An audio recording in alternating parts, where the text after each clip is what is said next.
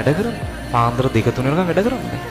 chances හැදෙන්නේ වෙනනේ අනාගතේ දුක් නොවෙන්න පාර හදාගන්න.